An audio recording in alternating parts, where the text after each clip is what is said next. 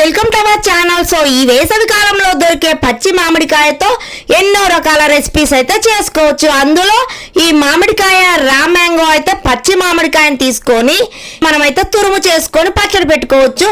ఈ నెల వరకు 2 నెలల వరకు అయితే మంచిగా నిల్వ ఉంచుకోవచ్చు.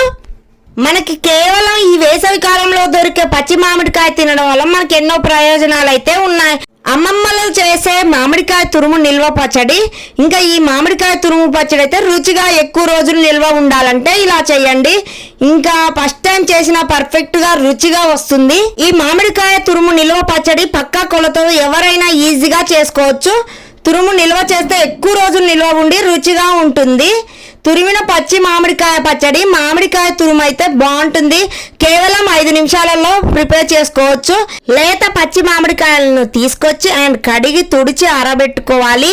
ఇంకా కావాలంటే పీల్ తీసుకొనైనా ఇంక ఇలా తురుముకోవచ్చు, లేదా పీల్తోనే తురుముకోవాలి. నేనైతే పీల్తో తురుముకున్నాను. టేస్ట్ ఇంక్రీజ్ అవుతుంది, చాలా బాగుంటుంది. ఇలా మంచిగా తురుముకున్న తర్వాత 2 తీసుకొని ఆవాలు, మెంతులు, నువ్వులు, జీలకర్ర, ఎండుమిర్చి ఇంకా అన్ని తీసుకున్నాను. వీటిని అయితే ప్రాపర్గా వేయించుకోవాలి. 2 నిమిషాలలో చేసుకునే మామిడికాయ తురుము పచ్చడి అన్నం, టిఫిన్లోకి, ఇంకా బిర్యానీలోకైనా ఎందులోకైనా రెండిట్లోకి సూపర్గా బాగుంటుంది.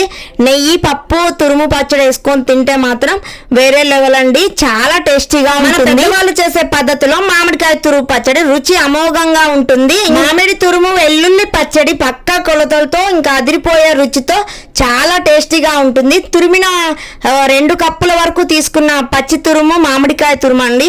ఇంకా పసుపు కొద్దిగా, ఉప్పు, కారం, దంచి పెట్టుకున్న ఆవాల పొడి, కొద్దిగా వెల్లుల్లి రెమ్మల్ని మంచిగా మిక్సీ గ్రైండ్ చేసుకున్నాను. సో దానిని కూడా ప్రాపర్గా కలుపుకోవాలి. మొత్తం మిక్సీ మంచిగా కలుపుకొని పక్కన పెట్టుకోవాలండి.